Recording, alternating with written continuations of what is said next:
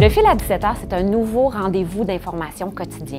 On essaie d'éviter l'expression bulletin de nouvelles parce qu'on veut vraiment s'écarter des codes traditionnels, du moule conventionnel du bulletin de nouvelles. Il y a tout un volet numérique qui accompagne le fil, ou en fait qui constitue le fil.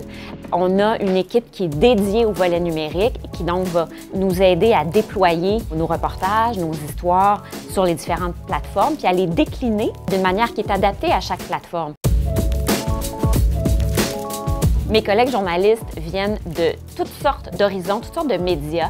On a des gens de différentes générations aussi qui nous apportent vraiment un fabuleux mélange de sagesse, d'expérience, puis de fraîcheur.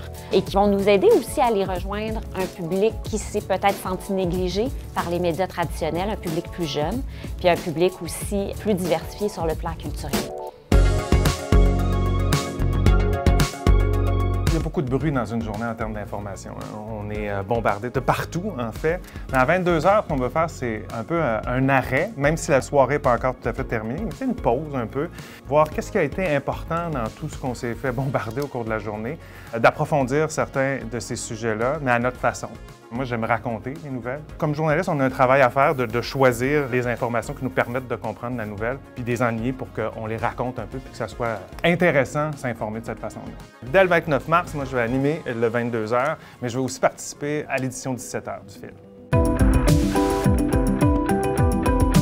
Mais le week-end, ça va être un format plus magazine, qu'on va pouvoir parler de différents sujets. On va prendre le temps d'aller plus en profondeur de certaines histoires, de certains dossiers. On va recevoir parfois les journalistes qui auront suivi ces histoires dans la semaine partout au Québec. Et ça aussi, c'est important de le dire, de savoir qu'on va prendre le temps de s'asseoir en mode samedi ou dimanche matin avec un café et de savoir, bon, qu'est-ce que j'ai raté cette semaine ou quelle subtilité du débat ou de l'information j'ai raté durant la semaine, et c'est ce qu'on va faire.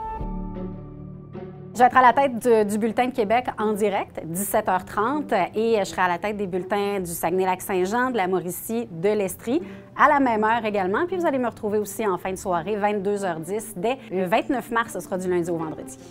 Quand on parle de diversité, c'est un peu ça, c'est la diversité, oui, de l'information, mais des sources d'information aussi. Puis oui, ça a été difficile dans les dernières années. Les régions, il y a eu beaucoup de fermetures, évidemment, la couverture qui n'était pas là comme on aurait espéré, je pense comme les gens l'auraient espéré. Donc là, oui, c'est un vent nouveau, je pense, qui souffle justement, puis qui ramène l'information locale. Je pense qu'on est attendu et qu'on sera écouté, puis on espère justement être là pour les gens et que ces gens-là acceptent justement de nous faire entrer dans leur quotidien.